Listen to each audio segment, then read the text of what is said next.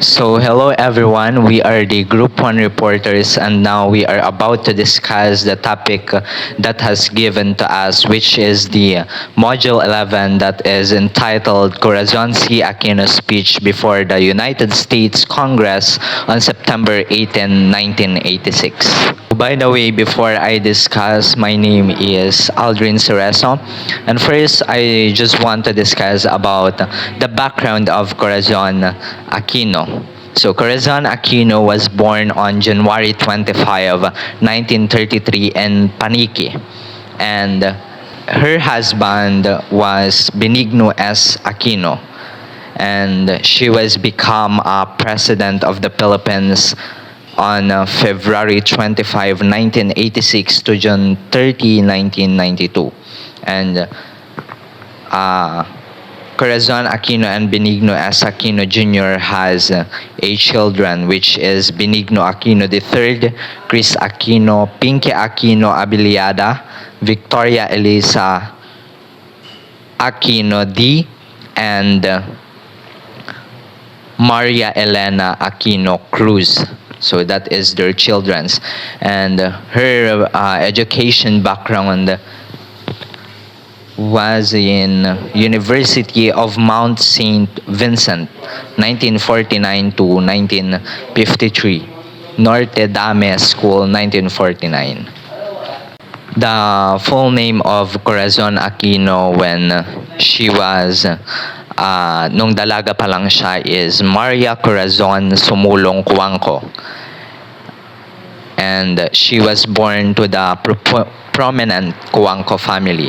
Her father was Jose Cuangco, a prominent Tarlac businessman and former congressman, and her mother was Demetria Sumulong, a pharmacist. And that Cory Aquino has 5 siblings, which is Piping Cuangco, Pedro Cuangco, Maria Paz Cuangco, Teresita Cuangco, and Josephine C. Reyes. So Corazon C. Aquino as president, and what is her main contribution to education? That is the initiated education reforms by incorporating values education as one of the subjects in basic education and teacher education institution. So we, the values education or values students education, is this is the number 1 incorporating na contribution ni Cory Aquino in teacher education institutions. EDSA People Power Revolution functioned as the symbol of the restoration of democracy and the overthrow of the Marcos dictatorship on 1986. So when we say EDSA People Power Revolution, this is the samahan ng mga tao which is aiming for the restoration of the democracy or ang pagpapatalsik sa isang diktadorang Marcos on 1986. It installed Cory Aquino in the presidency, put the Philippines in the international spotlight for overthrowing dictator through peaceful means. So right after the EDSA People Power Revolution, Cory Aquino was being the president of the Philippines. So Cory Aquino is being installed for that presidency of the Philippines, and the Philippines become the international spotlight for overthrowing or pagpapabagsak or pagpapatalsik sa isang diktadorang Marcos in 1986 sa pamamaraan ng mapayapa. Cory was easily a figure of the said revolution as the widow of the slain Marcos oppositionist and former Senator Benigno Ninoy Aquino Jr. So Cory has easily or na-figure out sa EDSA People Power Revolution. Her image as a mourning widow housewife who had always been in the shadow of her husband and relatives and had no experience in politics was juxtaposed against. So, ang kaniyang imahe bilang isang nagdadalamhati or When we say balo or widow na may bahay na palaging nasa anino ang kaniyang asawa at mga kamag-anak at walang karanasan sa politika, ay pinagsanib laban sa statesmanship. So when we say statesmanship is skill in managing public affairs. Statesmanship, we need strong statesmanship and leadership. Nakita kay Cory Aquino ang isang statesmanship that she has the skill in managing public affairs. And also the charisma. When we say charisma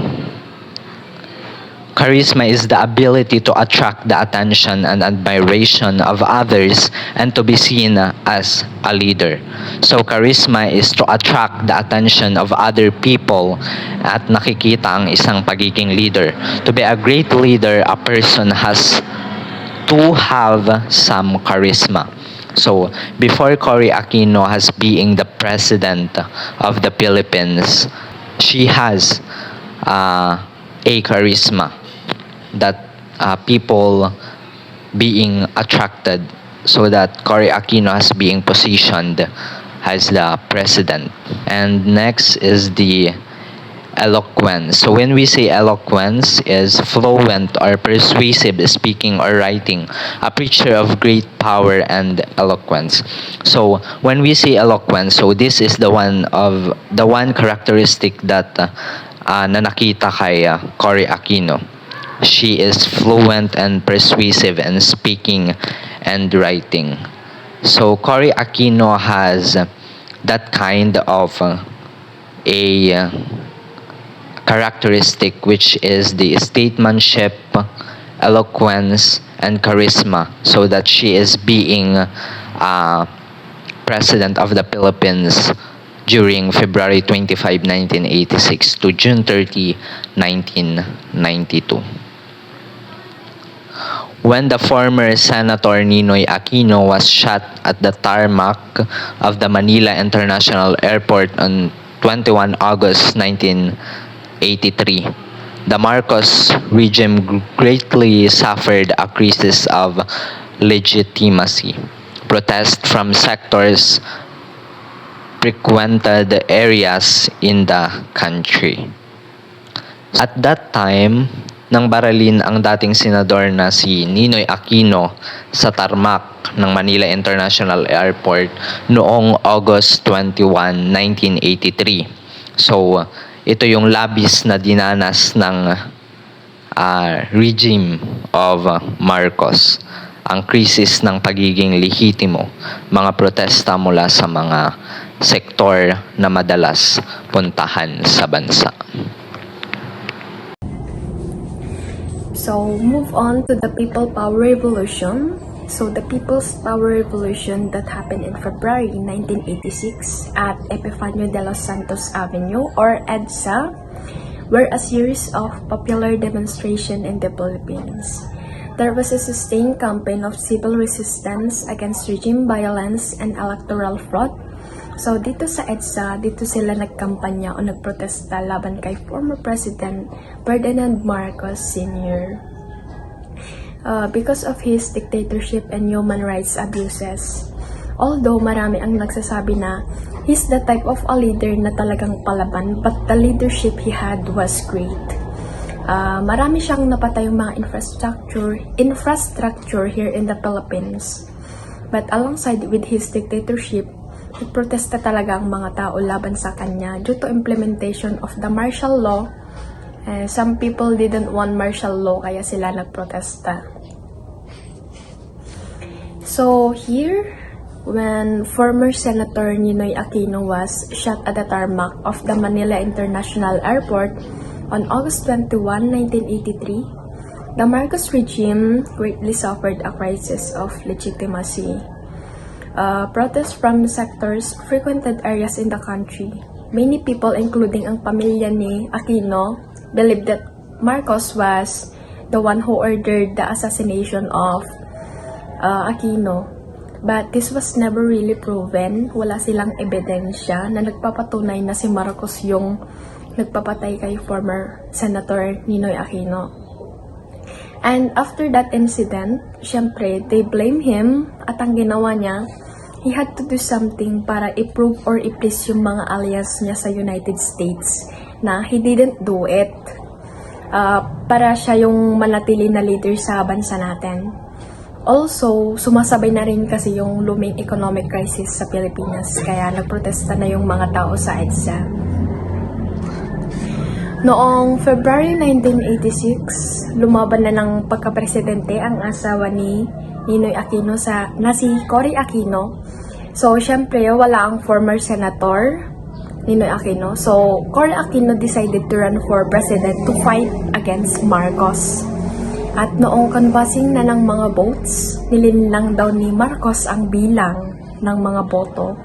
Pero ang mga sambayan ng Pilipino ay nagpahayag ng kanilang protesta laban sa tiwali at authoritarian na pamahalaan. So, nagprotesta sila kasi dinaya raw yung votings. Meron daw anomalies or anomalya na nangyari, pero it shows there na yung total tally is leading si former President Ferdinand Marcos. But the US Senate, the United States Senate declared that the snap election was rigged by the ruling party, by Marcos, and with that, Cory Aquino was recognized as the duly elected president of the Philippines. So from February 22 to 25, hundreds of thousands of Filipinos amazed of the Epifanio de los Santos Avenue or EDSA, calling for a peaceful ouster of Ferdinand Marcos.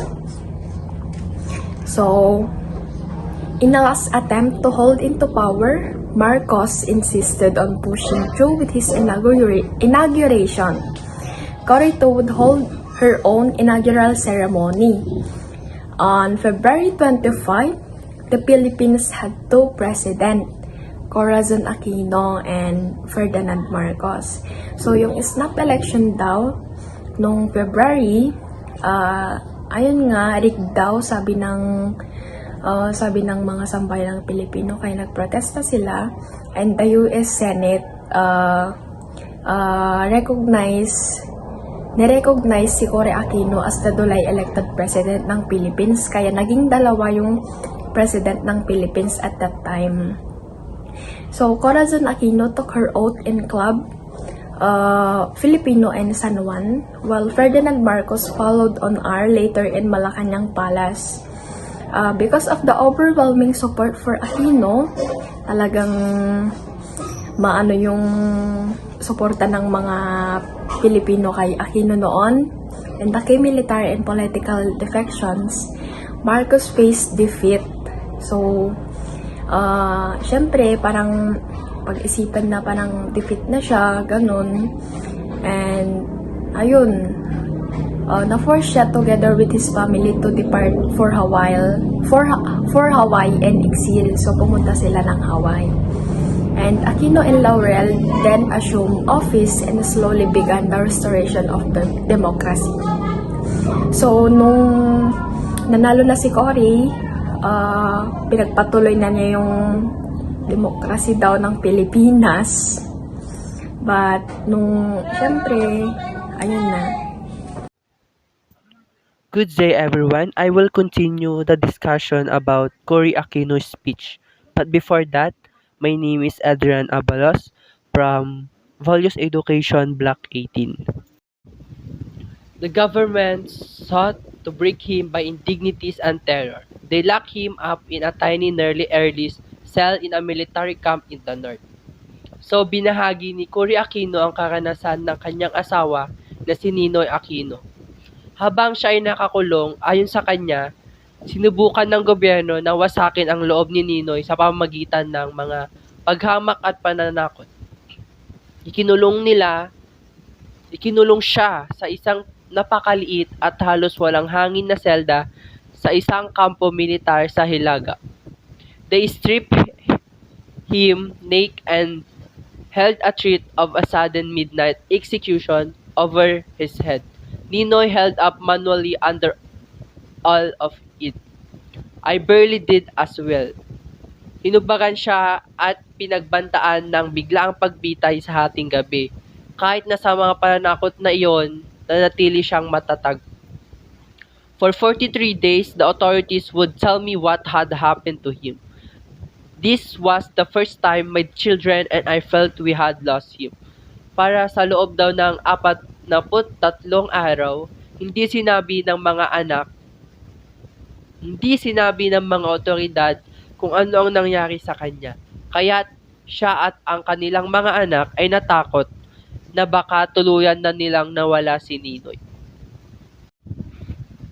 When that did not work, they put him on trial for subversion, murder, and a host of other crimes before a military commission. Ninoy challenged its authority and went on a fast. So, nung hindi gumana ang mga naunang pagtrato sa kanya, kinasuhan nila si Ninoy ng sedisyon, pagpatay at iba pang krimen sa harap ng isang hukuman or military commission. Hinamon ni Ninoy ang kanilang otoridad at nagpasya siyang mag-ayuno.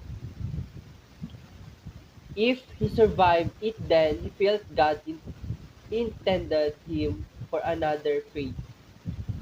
We had lost him again, for nothing would hold him back from his through the end. So, sinabi niya na kung makaligtas daw siya, naniniwala siyang may ibang layunin para sa kanya ang Diyos. Sa panahong iyon, naisip nilang nawala na siya sa kanila muli. Wala nang nakapigil sa kanya hanggang dulo. He stopped only when it dawned on him that the government would keep his body alive after the fast and had destroyed his brain. And so with barely any life in his body, he called off the fast on the 40th day. So tumigil lamang siya nang naisip niyang panatilihin lamang ng gobyerno ang kanyang katawan na buhay matapos masira ang kanyang isipan dahil sa gutom.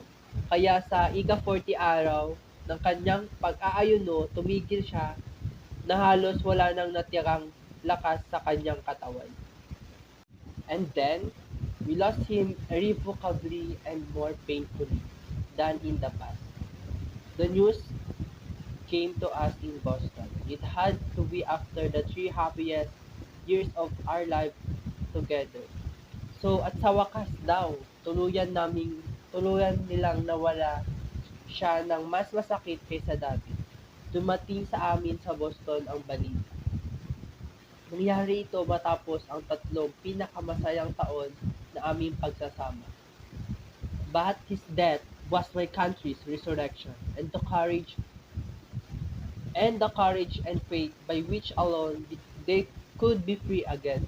So, ngunit ang kanyang kamatayan ang naging muling pagkabuhay ng aking bayan at nagbigay ng tapang at pananampalataya upang sila ay muling maging malaya. The dictator had called him nobody. Yet 2 million people threw aside their passivity and fear and escorted him to his grave. So tinawag si Ninoy na siya ay isang diktador na walang halaga. Gayunpaman, 2 milyong tao ang naglakas loob na isang tabi ang kanilang takot at kawalang tibo upang samahan siya sa kanyang huling hantungan. Held fast to Ninoy's conviction that it must be by the ways of democracy. I held out for participation in the 1984 election.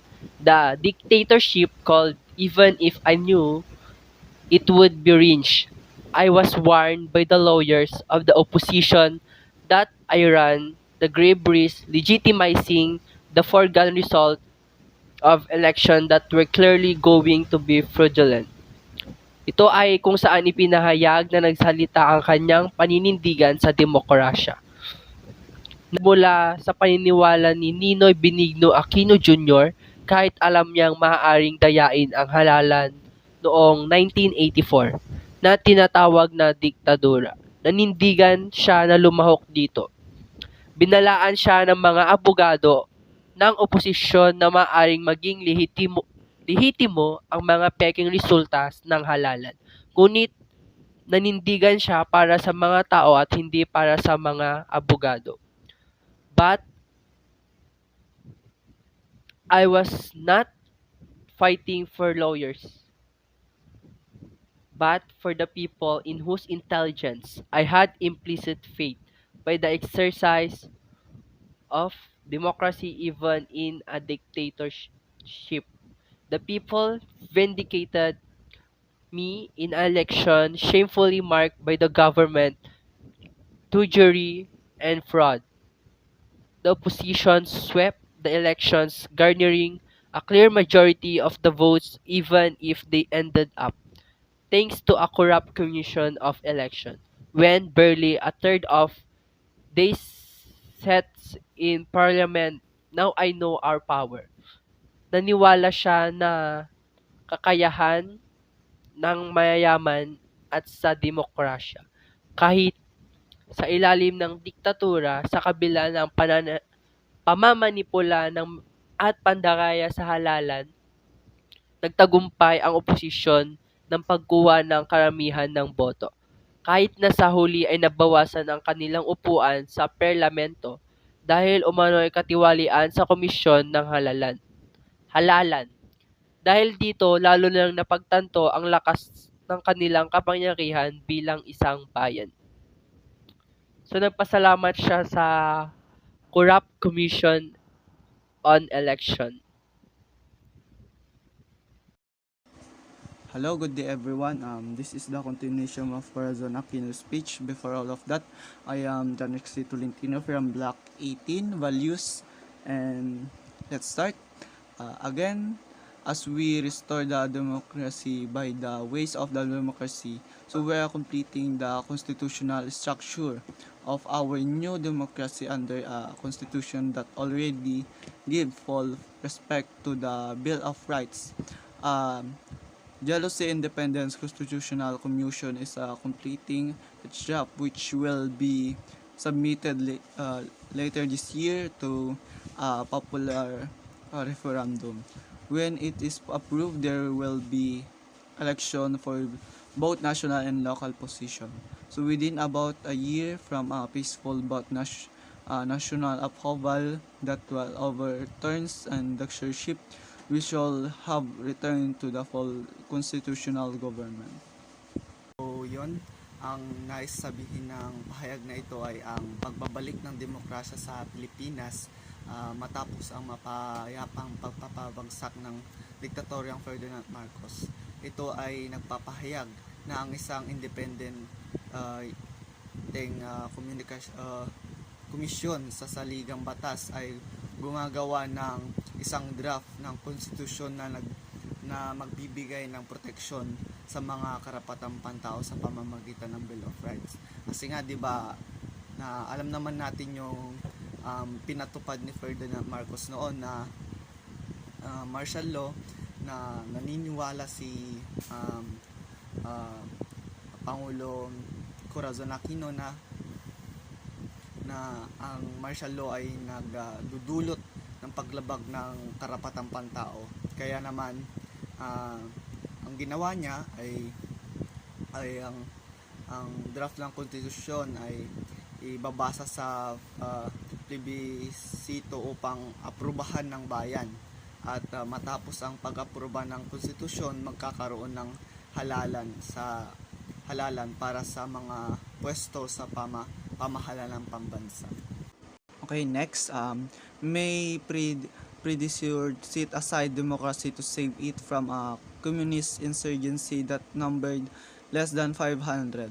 Unprepared by respect from human rights, he went it with hammer and tongs. By the time he failed, the insurgency had grown to more than 16,000. I have think there is a lesson here to be learned about trying to self-lie a thing with a means by which it's grow.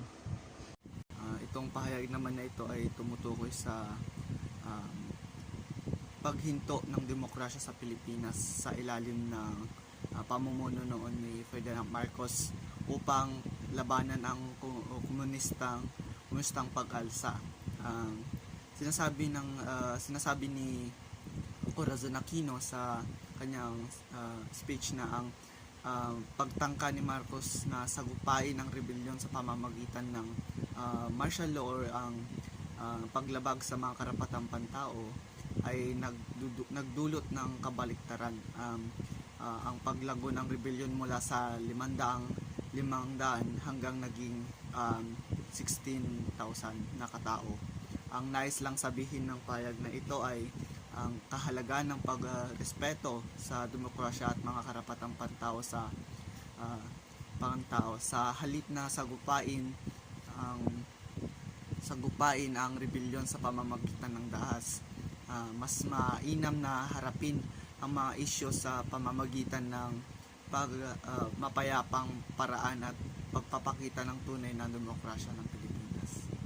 Finally, may I turn to the other slavery, our $26 billion foreign debt. I have said that we shall honor it, yet the means by which we shall be able to do so are kept from us. Many of the conditions imposed on the previous government that stolen this debt continue to be imposed on the previous government that stole this debt continue to be imposed on us who never benefits from it. Ang sinasabi lang sa pahayag na ito ay tumutukoy sa malaking utang ng panlabas ng Pilipinas na 26 billion dolyar noong September 18, 1996. Sinasabi ng nagsasalita na si Pangulong Corazon Aquino na kahit pa sila ay nagpasyang bayaran ang utang, hindi nila alam kung paano ito gawin dahil sa mga kondisyon na ipinataw ng mga nagdaang pamumuno ni Ferdinand Marcos. Ang utang na ito ay itinuturing na ibang pagkakasalig dahil sa malaking epekto nito sa ekonomiya ng bansa. Sinabi ng nagsalita na si Pangulong Cory Aquino ng mga kondisyon na ipinataw sa dating pamumuno ay patuloy na ipinapataw sa kasalukuyang pamumuno kahit na hindi naman sila nakinabang sa utang na ito. Sa madaling salita, ang gusto lang ipahayag dito ay ang pagkabahala sa malaking utang ng Pilipinas at ang kahirapan sa pagbayad nito dahil sa mga kondisyon na pinataw ng mga nagdaang pamumuno ni Ferdinand Marcos. Okay, sige. Wherever I went into the campaign, slum area or Proshid village, they came to me with one cry: democracy. Not food, also they clearly needed it, but democracy. Not work, although they say surely want in it, but democracy. No money, for they give what little they had to make campaign. They didn't expect me to work a miracle that would instantly put food into their mouths, clothes and their back, education in their children, and give them work that will put dignity in their lives. But I feel that pressing obligation to respond quickly as the leader of the people, so deserving of all these things. So ito namang pahayag na ito ay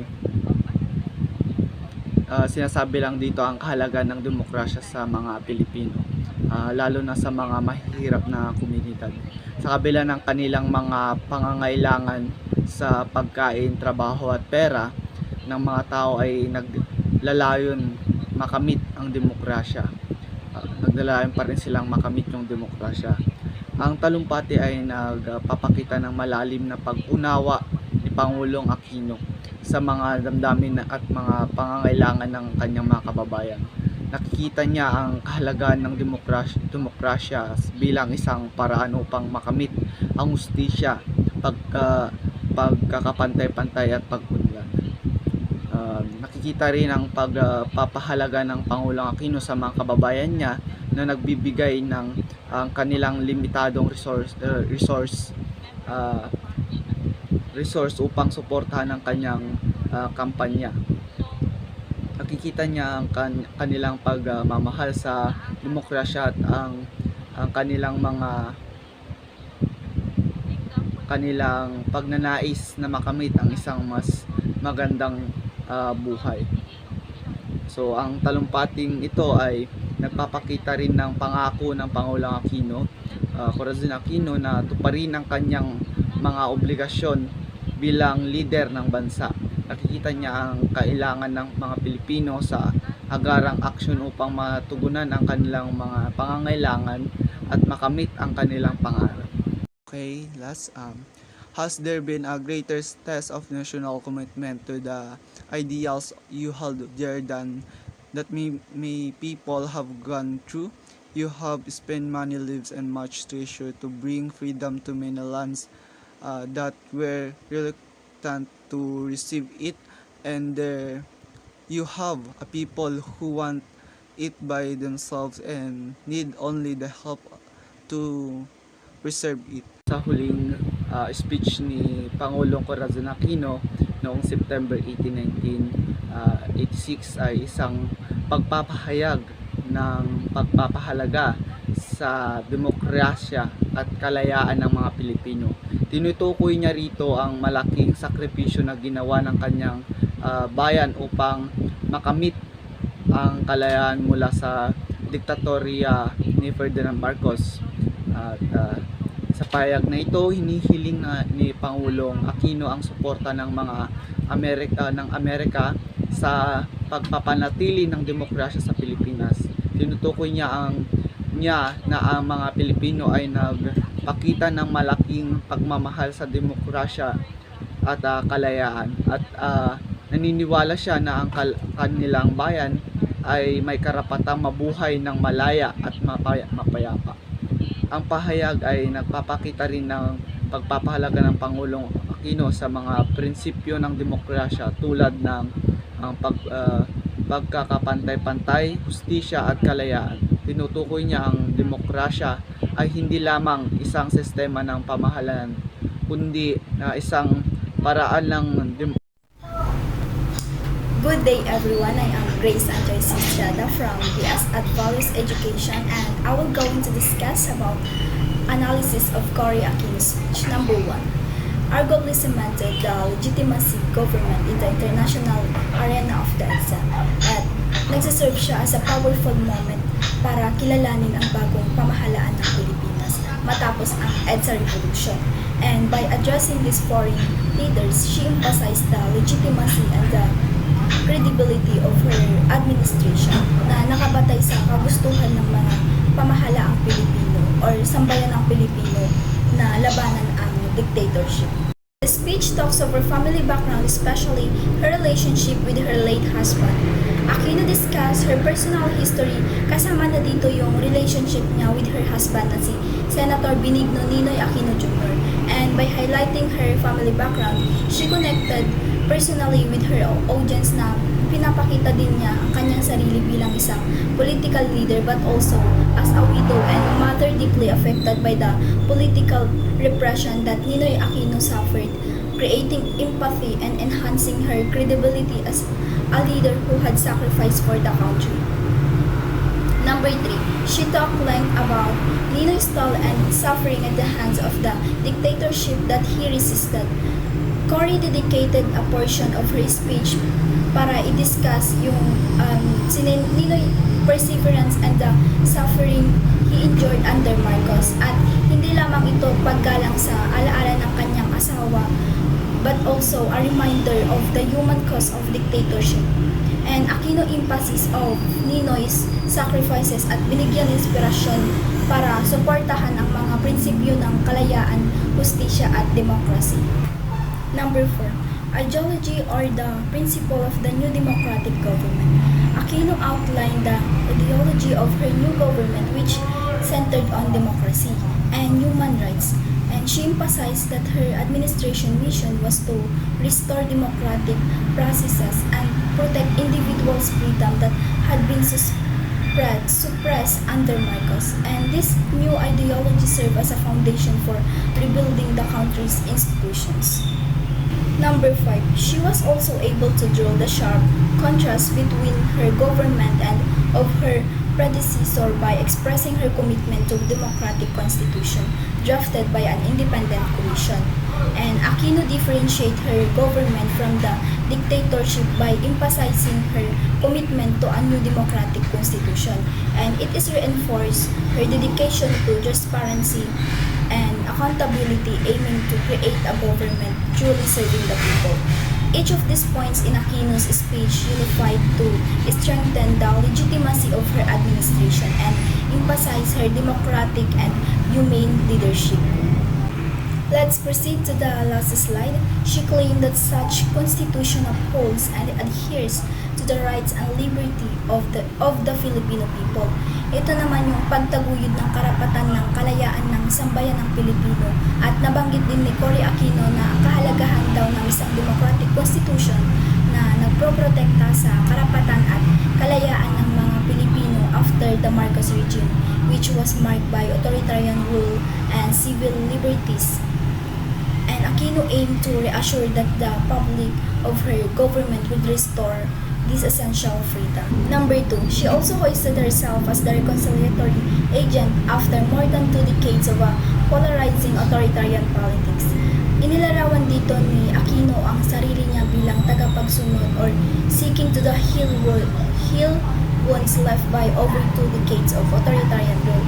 The Marcos regime had polarized the country, with many Filipino people feeling divided between loyalty to the state and a desire for democratic freedom. The leadership or her leadership represented a shift towards of government by unity and promote peace. Number 3, her speech still revealed certain parallelism between her and the Marcos government. Her speech acknowledged certain challenges that her government faced, which had been inherited from her predecessor. At may ilang bumabatikos na may pagkakatulad pa rin sa pagitan ng kanyang pamumuno at ng pamahalaan ng Marcos. Marahil dahil sa mga patakarang namana o mga problema ng ekonomiya na kailangan niyang harapin, and she aimed to highlight these issues to distinguish her approach from that of Marcos while acknowledging the difficulties in completely erasing the legacy left by the prior administration. Number 4, Cory recognized that the large sum of regime never benefited the Filipino people, and nevertheless, she expressed her intention to pay those debts. And intention ni Cory na bayaran ang mga utang, at kinilala ni Cory Aquino na ang malaking utang na naiwan ng regime Marcos ay hindi na kinabang ang sambayan ng Pilipino. Gayunpaman, ipinahayag niya ang kanyang kagustuhang bayaran ang mga utang na ito upang mapanatili ang credibility ng Pilipinas sa pandaigdigang komunidad. At sa puntong ito ay nagpapakita ng kagustuhan o pagnanais ni Aquino na muling maitaguyod ang demokrasya at pagkaisahan ng bayan, at mamuno ng may pananagutan habang kinakaharap ang mga hamon at pamana ng nakaraang administration. At ang kanyang speech ay sumasalamin bilang sa pangako para sa isang bagong yugto ng pamahalaan at pagtanaw ng isang mahirap ngunit may makatarungan at landas ng pagsunod. That's all for today's discussion. Thank you for watching and listening, and God bless.